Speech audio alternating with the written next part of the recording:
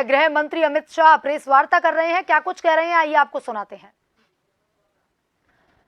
3 नए कानून आज देश में लागू हो चुके हैं और उसी को लेकर के आज गृह मंत्री अमित शाह मीडिया से रूबरू हो रहे हैं और 3 नए कानूनों को लेकर के मीडिया से अपनी जानकारी को वो साझा कर रहे हैं और अपने परिजनों की उपस्थिति में लेने का भी प्रावधान किया है और इसके साथ साथ ऑनलाइन एफआईआर की व्यवस्था से भी ढेर सारी उत्पीड़न का सामना कर रही महिला एम्बेरसमेंट से बच पाएगी, ऐसा हमारा मानना है।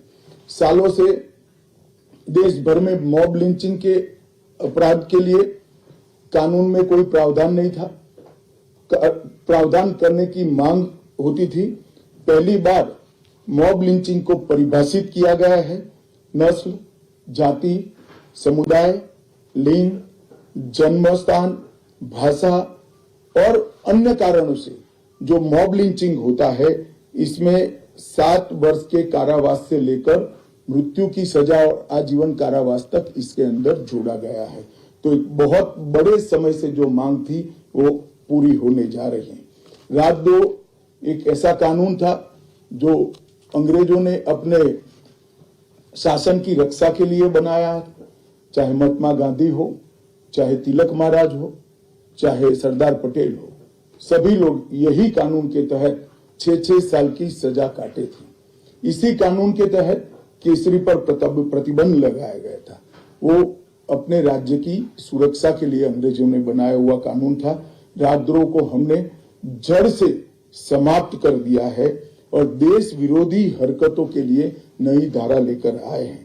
पहले सरकार के खिलाफ स्टेटमेंट देना गुनाह था, अब भारत की एकता और अखंडता को क्षतिग्रस्त करने के लिए ये कानून अमल में आएगा।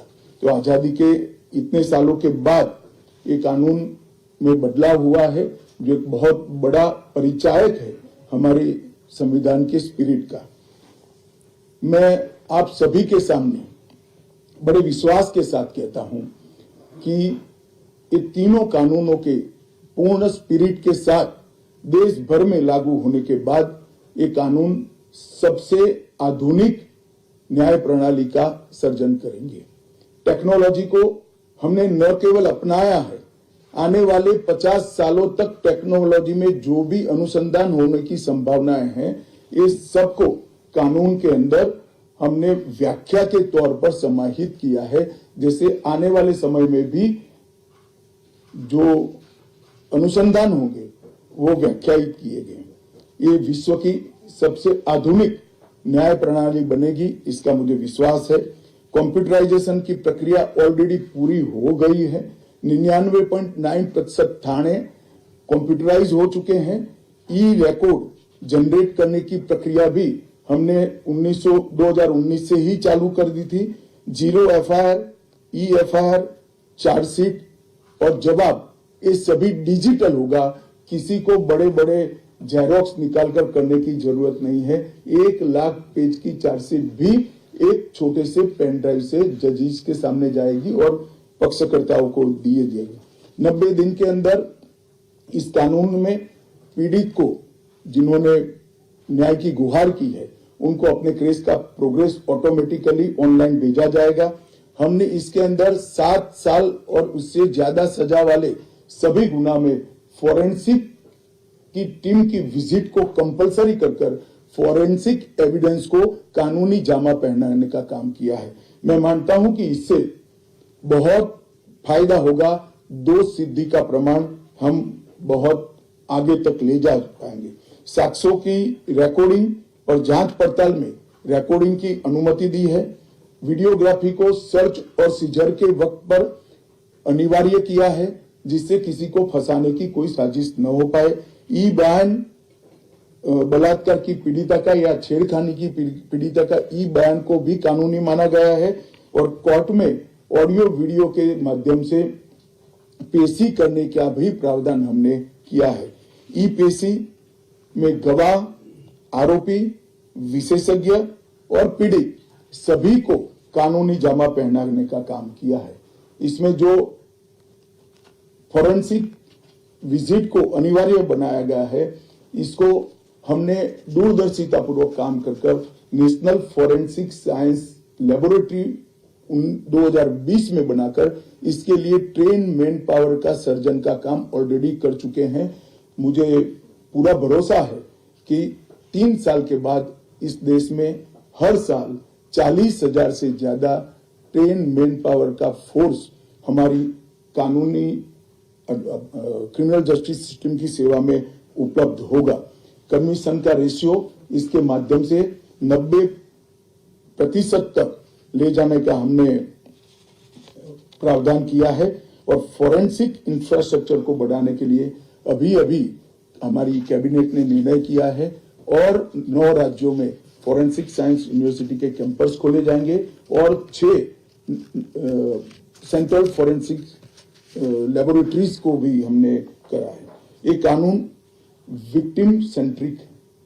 पहले दिनों तक किसी को पुलिस ले जाती थी, परिवार वालों को कोर्ट में आना पड़ता था।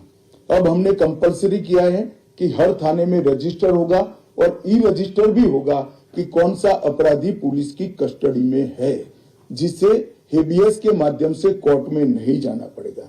तलाशी और रेड दोनों स्थिति में वीडियोग्राफी की जाएगी, जिससे पुलिस के अधिकारों का दुरुपयोग न हो पाए।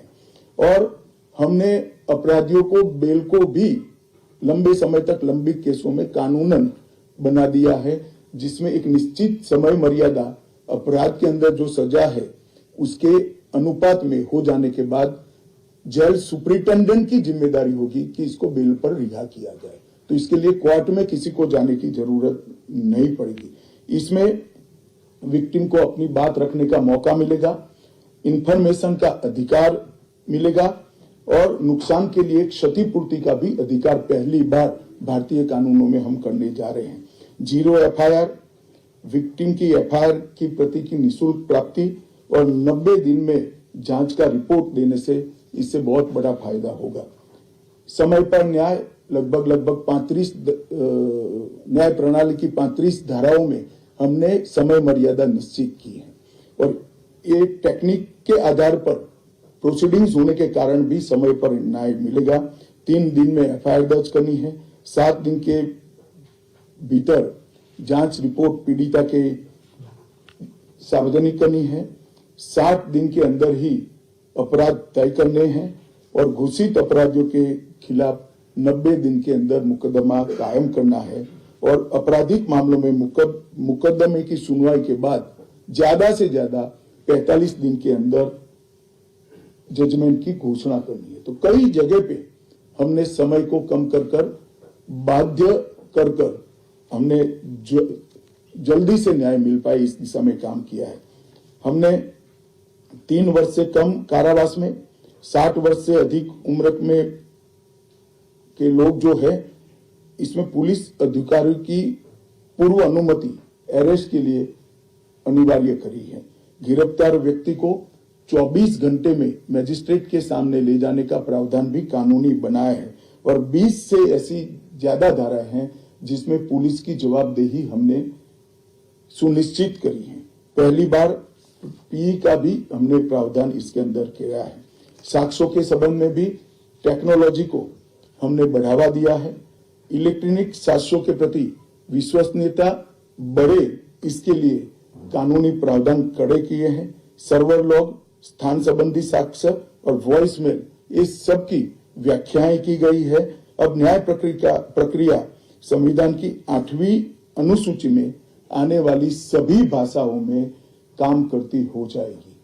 हमारी स्थानीय भाषाओं के लिए बहुत बड़ा फैसला है। हमारा पूरा सॉफ्टवेयर जो बनेगा वो 8वीं अनुसूची में आने वाली सभी भाषाओं में बनेगा। कानून बनने के बाद संसद ने पारित करने के बाद तैयारी के लिए ढेर सारा प्रयास भारत सरकार के गृह मंत्रालय और हर राज्य के गृह मंत्रालय और जस्टिस मंत्रालय ने किया है। लगभग 22.5 लाख पुलिस कर्मियों की ट्रेनिंग के लिए 12,000 मास्टर ट्रेनर्स बना दिए गए। कई इंस्टीट्यूशन को अधिकृत किया गया और 23,992 मास्टर ट्रेनर अब तक ट्रेन हो चुके हैं। जुडिशरी में 21,000 सबऑर्डिनेट जुडिशरी का ट्रेनिंग हो चुका है और इसके लिए भी आगे पर मास्टर ट्रेनर्स की कई बैच स्थानीय भाषाओं में तैयार हो गई है। 20,000 पब्लिक प्रोसिक्यूटर्स को ट्रेन किया गया है और लगभग हर प्रोसिक्यूटर को एक ऐप दे दिया गया है और नए कानून छापे हुए दिए गए हैं कि पुरानी धारा कौन सी थी, नई धारा कौन सी है। प्रिजन के 51,224 कर्मचारियों का ट्रेनिंग हुआ है और फॉरेंसिक के 4,000 कर्मचारियों का ट्रेनिंग हुआ है।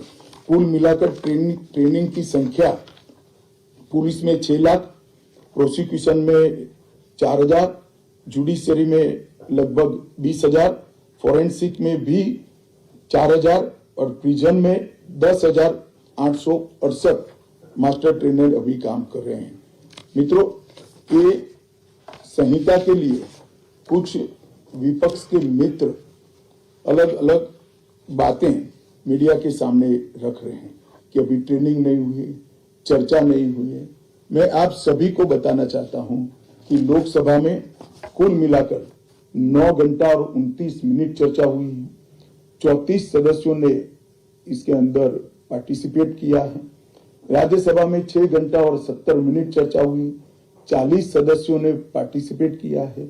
एक ये भी झूठ चलाया जा रहा है कि सबको बाल निकालने के बाद ये बिल लाया गया। बिल बिजनेस एडवाइजरी कमेटी में पहले से निश्चित था। मेरा ये स्पष्ट मानना है कि 14 तारीख से ही विपक्ष ने सदन का बहिष्कार करने जैसी हरकतें करी थी और शायद वो हिस्सा लेना नहीं चाहते थे।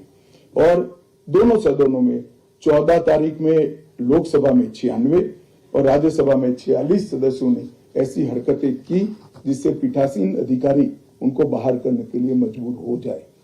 फिर भी एक ऑप्शन था। ये बहुत बड़ा दूरगामी परिणाम लाने वाला कानून था। वो एक कानून के लिए स्पेशल अंदर आकर चर्चा में अपना मत रख सकते थे। इसके पहले भी मैंने 2020 में सभी सांसदों को पत्र लिखकर उनके सुझाव मांगे थे। सभी मुख्यमंत्रियों को पत्र लिखकर उनके सुझाव मांगे थे। सभी सुप्रीम कोर्ट के सम्मानीय न्यायाधीशों को पत्र लिखकर उनके सुझाव मांगे थे। सभी हाई कोर्ट के चीफ जस्टिस को पत्र लिखकर सुझाव मांगे थे। गृह सचिव जी ने सभी आईपीएस अफसरों से सुझाव मांगे थे, सभी कलेक्टर से सुझाव मांगे थे और ये सब सुझाव मिलाकर मैंने खुद अधिकारियों की बैठक को अलग करे तो मैंने खुद 158 बार इसकी मीमांसा कर बैठक कर विचार कर एक बिल बनाया। ये बिल को भी संसद ने ऐसे ही पारित नहीं किया है। गृह विभाग की समिति के पास ये बिल को भेजा गया। 2.5 महीना या तो 3 महीना इस पर विशद चर्चा हुई। सभी दल के सांसदों ने इसके अंदर हिस्सा लिया है, अपने सुझावों को रखा है। 4-5 पॉलिटिकल स्टाइल के सुझाव छोड़कर मैं दावे से कह सकता हूं हर सुझाव को समाहित कर 93 बदलाव कर बिल को फिर से कैबिनेट ने पारित किया और पारित करने के बाद सदन के सामने रखा गया। इतने बड़े सदियों के बाद हो रहे सुधार को पॉलिटिकल कलर देना मैं मानता हूं ठीक नहीं है। मेरे तो सभी विपक्ष के साथियों से विनती है, पॉलिटिक्स करने के ढेर सारे मुद्दे हैं, आराम से करिए पॉलिटिक्स, कोई चिंता नहीं, हम भी जवाब देंगे। मगर ये कानून देश के 140 करोड़ नागरिकों को संविधान का जो स्पिरिट है, न्याय और आत्मसम्मान, वो समय पर दिलाने की एक एक्सरसाइज है। तो आप सभी लोग इसमें कोऑपरेट करिए और मैं मानता हूं कि जिसको भी कुछ कहना है, मेरा दफ्तर हमेशा खुला है, मैं अवेलेबल हूं। मिलने से पहले रोड पर जाना मैं मानता हूं ठीक नहीं है। चर्चा करनी चाहिए, कुछ भी हो बात करनी चाहिए और मेरा स्पष्ट मत है जो मैं आज बेबाक तरीके से आप लोगों के सामने रखना चाहता हूं।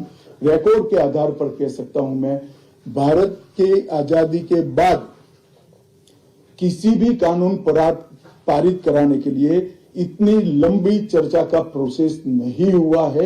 ये मैं रिकॉर्ड पर कहने के लिए तैयार हूं।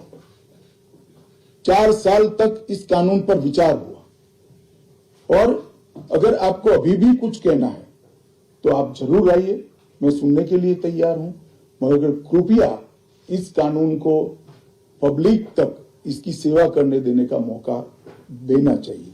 समय पर न्याय मिलेगा तो देश का भला होगा, संविधान की सुरक्षा और आत्मसम्मान की भावनाओं को नागरिक प्राप्त कर पाएंगे तो देश का भला होगा। और सबसे बड़ा बदलाव है, हमने थोड़े धैर्य के साथ टीथिंग प्रॉब्लम को देश की जनता ने भी बड़े धैर्य के साथ लेकर सिस्टम को सुधारने का मौका देना चाहिए। और मैं सभी दलों से भी कहना चाहता हूं कि राजनीति से ऊपर उठकर आप इसका समर्थन करिए और जो भी सुझाव जनता के हित में है लेकर आइए। हम इस पर चर्चा करने के लिए तैयार हैं। आप लोगों के मन में कोई बात है तो आप जरूर